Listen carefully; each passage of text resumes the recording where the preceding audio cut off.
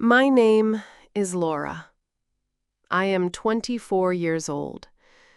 My story is not a fairy tale with a happy princess.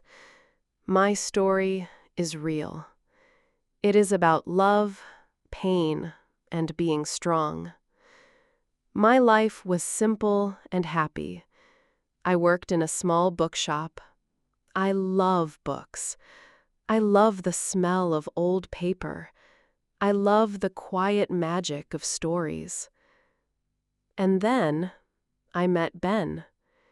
Ben was my story. He was 25 years old and a writer.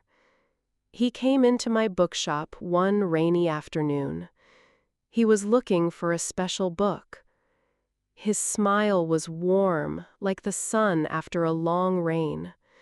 His eyes were kind. We talked for a long time that day. We talked about books, about dreams, about everything. From that day, our love story began. Ben was wonderful. He was my best friend and my great love. He wrote me little notes. He left them in my favorite books. He brought me coffee in the morning. We walked in the park, holding hands. We cooked dinner together. We often laughed and made a big mess in my small kitchen. With him, everything was easy. I felt safe. I felt happy. I felt loved. After 1 year together, a very happy year, Ben said something important. We were sitting on a bench in our favorite park. The sun was going down. The sky was orange and pink. "Laura," he said, his voice a little nervous. "I love you so much." "I love you too, Ben," I said, my heart full. "I want you to meet my family," he said. "My parents, especially my mother." My heart jumped. It was a big step. Meeting the family. It was exciting. It was also scary at the same time. Of course, I wanted to meet them.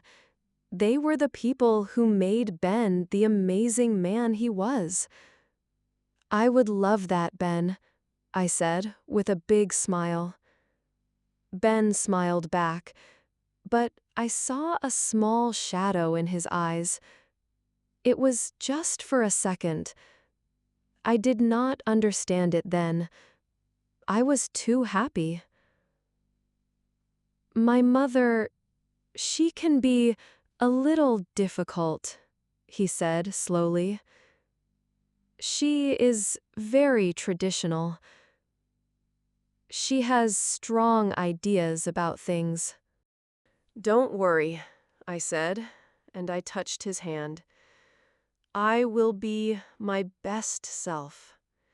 She will love me."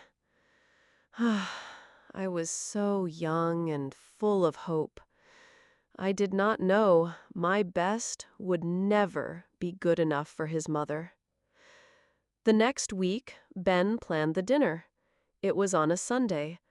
I thought about it all week. What should I wear? What should I bring as a gift? I wanted to make a good first impression. I bought a new dress. It was a simple blue dress. Blue was my favorite color.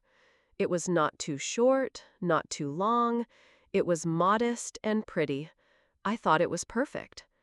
I also bought a gift. I went to many shops. I finally chose a beautiful orchid plant in a white pot. It was elegant and beautiful. I thought it showed that I was thoughtful. On Sunday, I was so nervous. My hands were cold. My stomach was full of butterflies. Ben came to my apartment to pick me up. "You look beautiful, Laura," he said, and he kissed me. "The plant is a great idea. My mother loves flowers." His words made me feel a little better. I took a deep breath. "Okay," I said. "I am ready." We drove to his parents' house. It was in a different part of the city. The houses there were big, with large gardens. Ben's house was white with a green door. It looked like a very nice, happy family home. We walked to the door.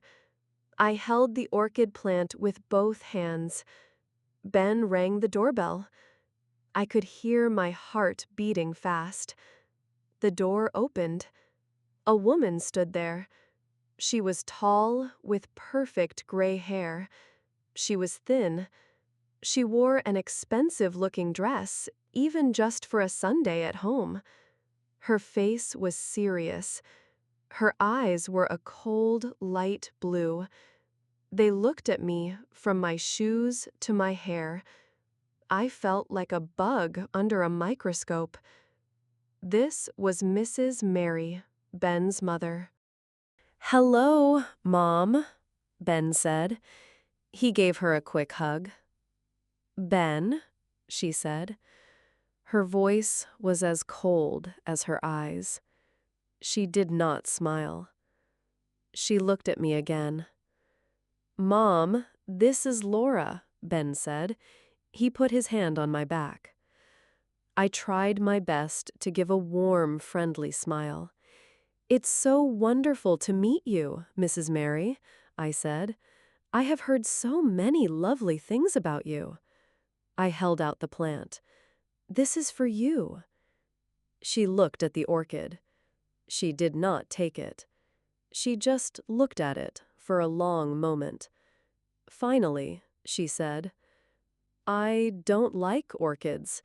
They are too difficult to keep alive." My smile fell from my face.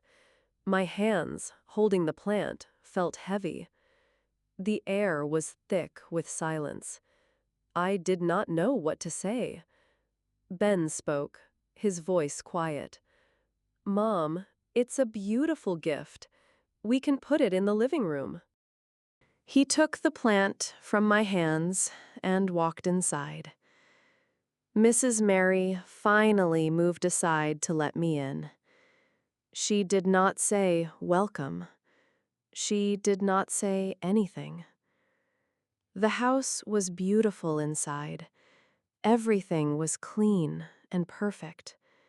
There were family photos on the walls. In every photo, Mrs. Mary was perfect. Her husband, Mr. Tom, was a kind-looking man with a warm smile.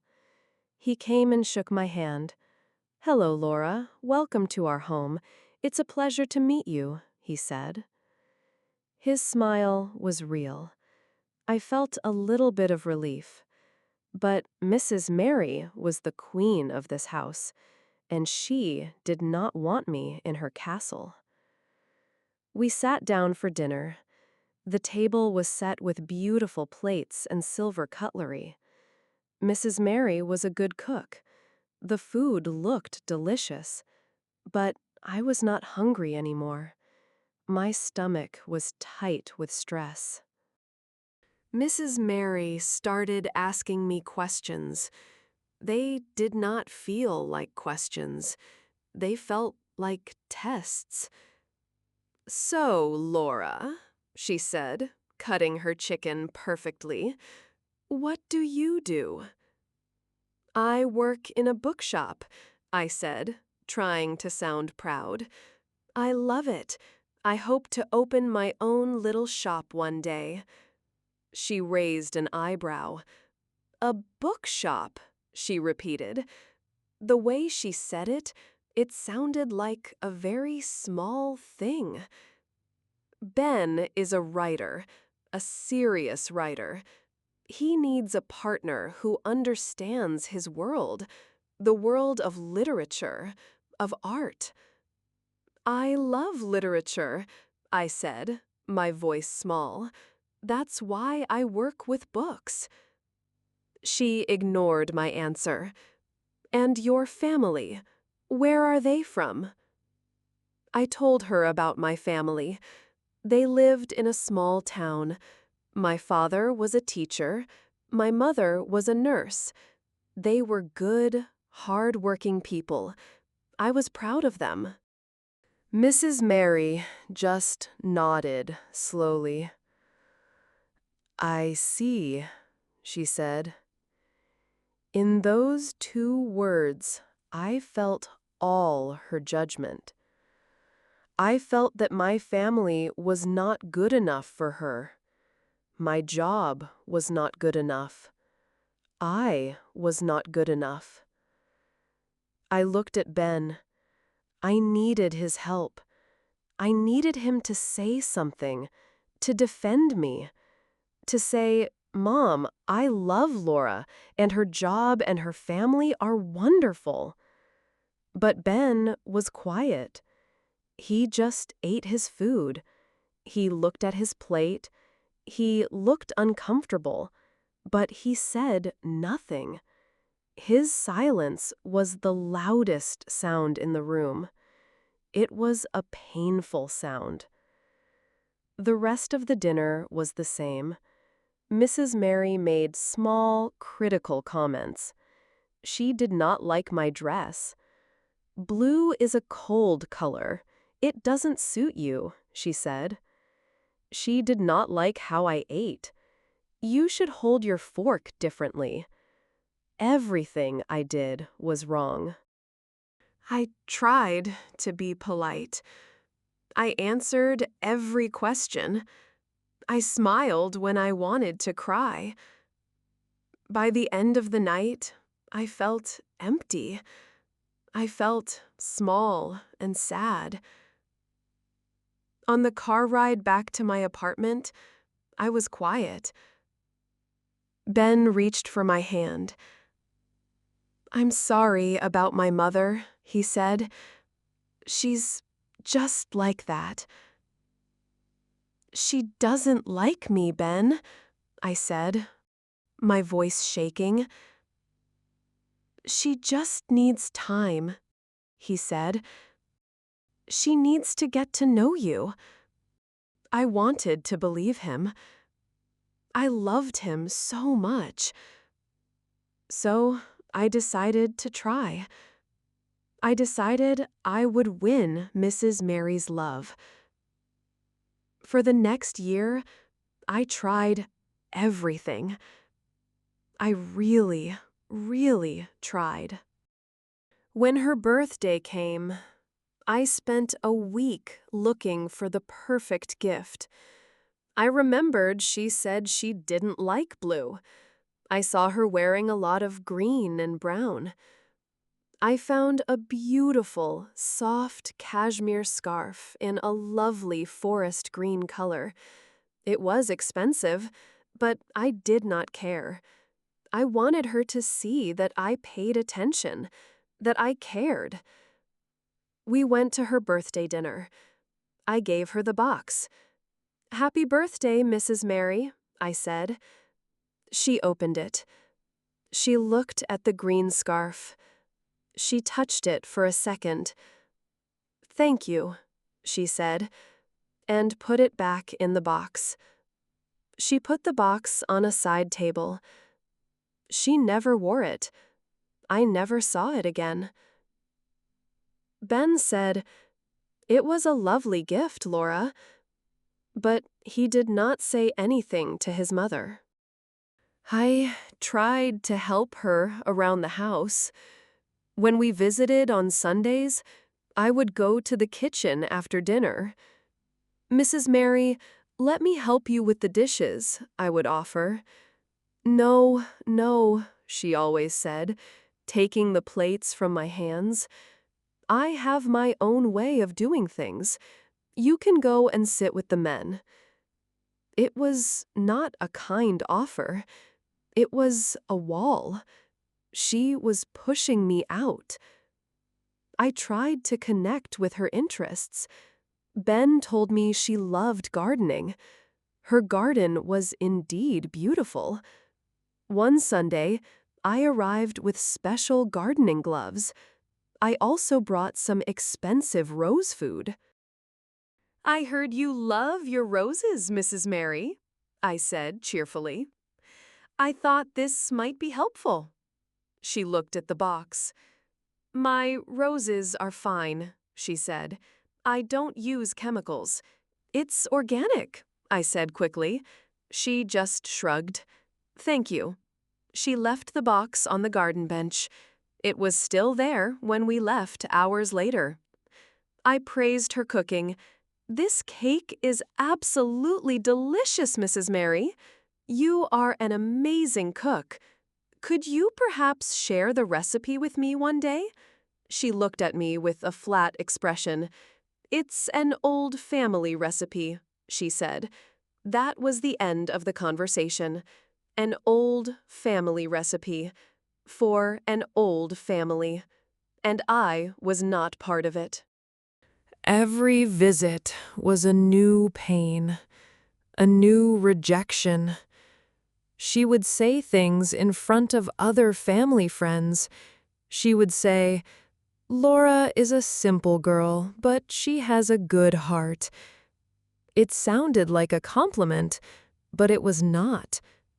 It meant, Laura is not smart or special, but she's not a bad person. She would praise Ben's ex-girlfriends. Oh, I remember Clara. She was getting her PhD in art history. So intelligent. She and Ben had such stimulating conversations.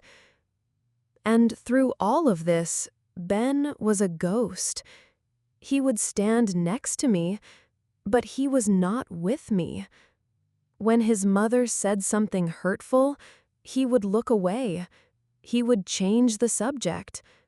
Sometimes, later in the car, he would say, Don't listen to her, Laura, or she doesn't mean it. But she did mean it. His weak words in the car were not enough. I needed him to be my shield in the battle, but he always left me on the battlefield alone. Our relationship started to change. The easy laughter disappeared. The happy silence was replaced by a tense, heavy silence. We started to argue. The arguments were always about the same thing. Ben, why didn't you say anything today? I would ask. My voice was full of hurt after another difficult Sunday dinner. You heard what she said about my job. What could I say? He would answer, looking tired. If I argue with her, it will only get worse. This is just who she is. Who she is a person who is unkind to me, Ben, to the person you say you love. I don't ask you to fight with her.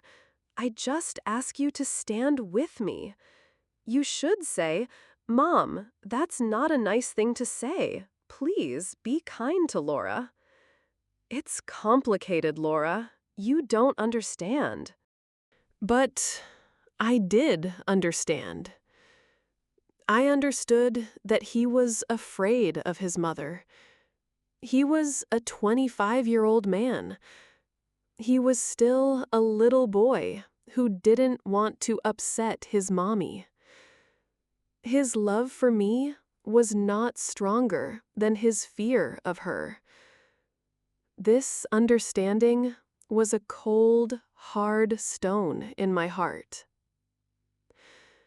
Have you ever tried so hard to be accepted by someone, but every effort was thrown back in your face?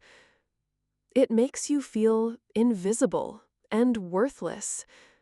It's a very lonely feeling. If you have ever felt this way, please share your thoughts in the comments. It helps to know that we are not alone in our struggles. The strain was becoming too much. I started to feel anxious every time Ben's phone rang. I thought it was his mother. I started to make excuses not to go to his family home on Sundays. I would say I was sick or I had to work. It was easier to be alone than to be insulted. Ben noticed. "You never want to see my family anymore," he said one day. "Your family is lovely, Ben," I said quietly. "Your father is a kind man. But I cannot sit at a table for hours. I cannot be made to feel small and stupid by your mother. It hurts too much." "So you're making me choose?" he asked, his voice sharp. "No," I said, tears filling my eyes. "I am not making you choose. I am asking you to be my partner. A partnership means you protect each other. We are a team. Right now, it feels like I am on one team. You and your mother are on another." We went to bed that night without saying goodnight. I lay in the dark. I felt so incredibly alone. I looked at the man sleeping next to me. He was the man I loved with all my heart, and I felt a million miles away from him. I knew something had to change. I could not live like this. My love for Ben was big. My respect for myself had to be bigger. I could not let someone destroy my spirit, not even my love's mother. So I made a decision. It was the hardest decision of my life.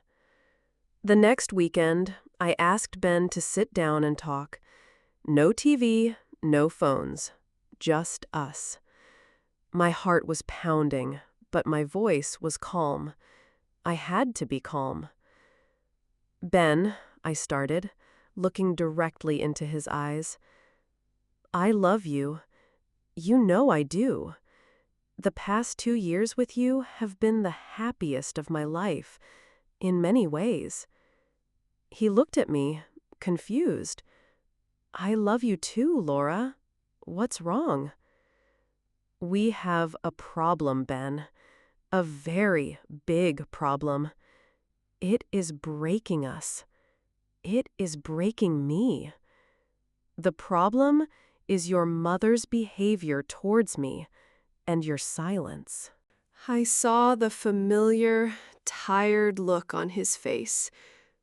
He was about to say, "She's just like that."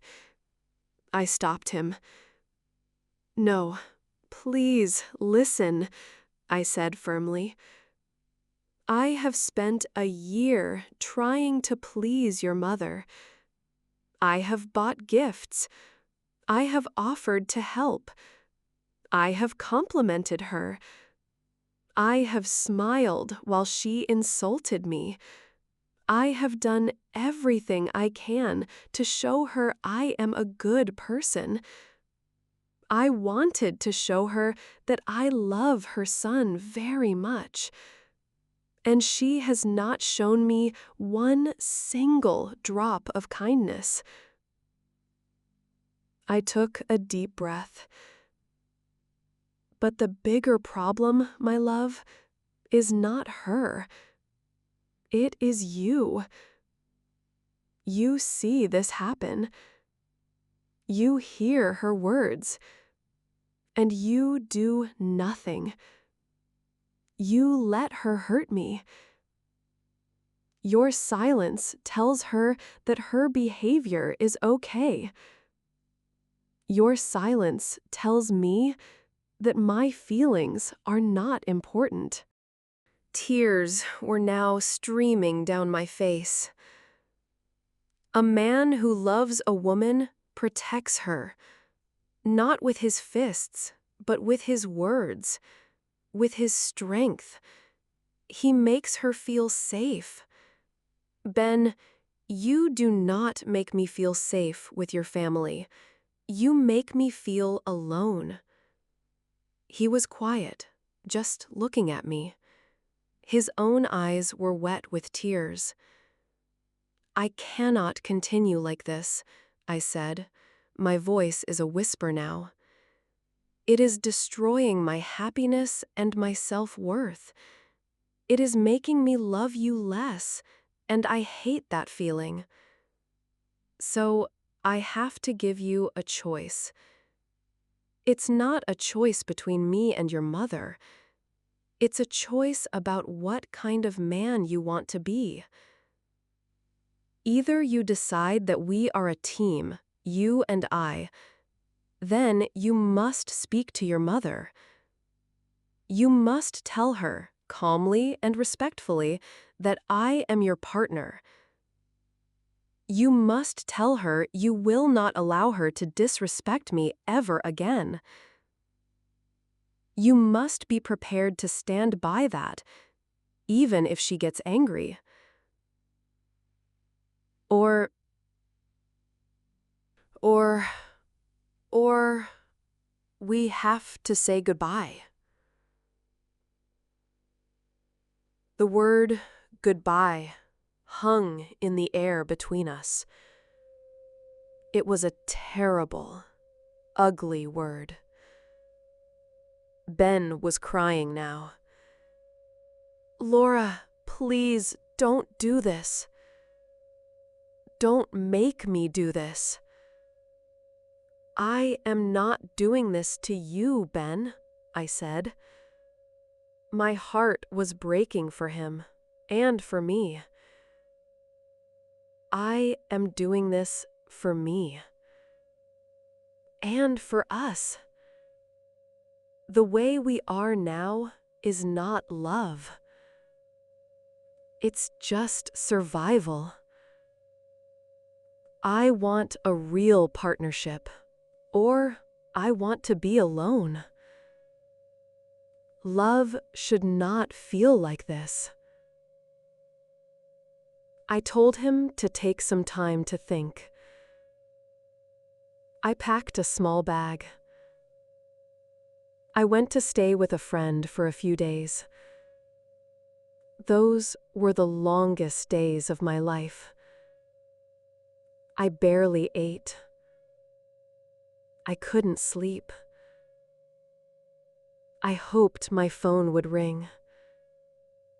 I hoped Ben would call and say, "You are right.